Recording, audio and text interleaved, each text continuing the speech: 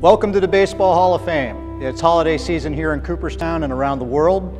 And on behalf of the Hall of Fame's Board of Directors, our entire staff, the living legends of the game, the Hall of Famers, we wish you a very happy holiday season and thank you for making our 75th anniversary year, our diamond anniversary, incredibly special.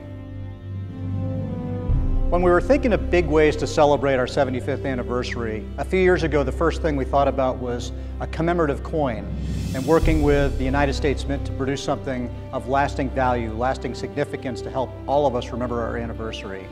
The Hall of Fame commemorative coin launched in January. We got out of the gates quick and it couldn't have been more spectacular.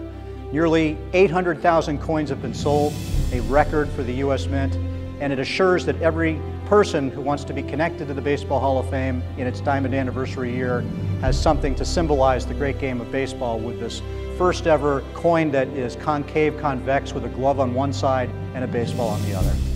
Commemorative coins are so special, and for everybody who purchased a coin, we say thank you.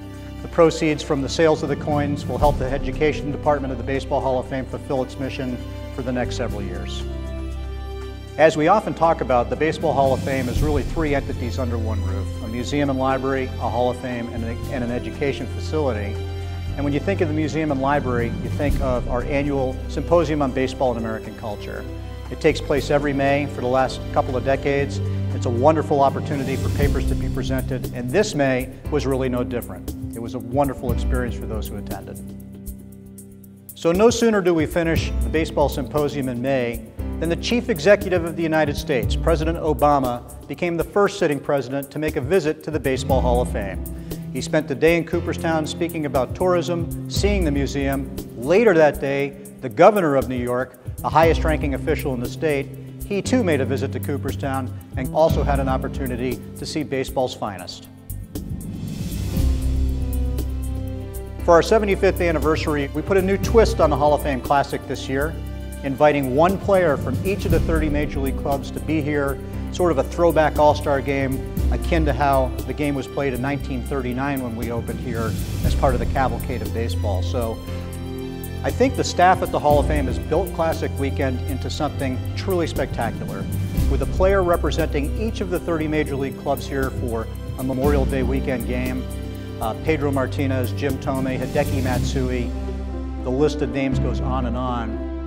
It was great for the fans who were in attendance that day, and that night, all of these players, so giving of themselves, spent the evening in the museum, shaking hands and taking photographs as part of our Night of the Museum program. So if you're thinking about Classic Weekend for next year, you definitely want to plan early because it is going to be spectacular.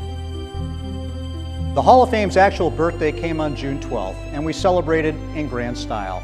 Cal Ripken, the Iron Man, Phil Niekro, the great knuckleballer, both on hand as the Hall of Fame rededicated 75 years of greatness, opening two new exhibits: Babe Ruth, His Life and Times, an exhibit on one of the most compelling figures in baseball history, and a photo collage exhibit by Osvaldo Salas, a great Cuban photographer who spent the 1950s in New York photographing some of the great Latino players who played in New York. Wonderful day, wonderful way for the Hall of Fame to actually turn 75. Induction weekend itself couldn't have been better. Mother Nature smiled upon us, the weather was brilliant. We had the induction class of 6, our largest living class since 1971. The expansion era committee in December elected 3 brilliant managers, Joe Torre, Tony La Russa, and Bobby Cox. And the baseball writers 2 weeks later turned around and elected 2 300-game winners, Tom Glavine and Greg Maddux, and the great slugger from Chicago, the Big Hurt, Frank Thomas.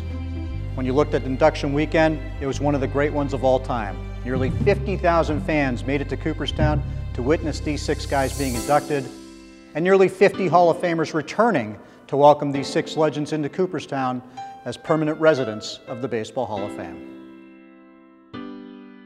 Well, coming out of induction, Bobby Cox came back to Cooperstown a month later to be with us for the Pathfinder Village Golf Tournament. Robbie Alomar showed up twice in Cooperstown. Our annual film festival was successful and well attended in September. We wish you a very happy holiday season, and thank you so much for making Cooperstown so special. 2014, the diamond anniversary of the Baseball Hall of Fame. We look forward to seeing you this coming year in 2015 with so many spectacular things on the horizon. the opening of a brand new gallery in Cooperstown, the classic returning, Induction weekend will be large. We look forward to seeing you in our home.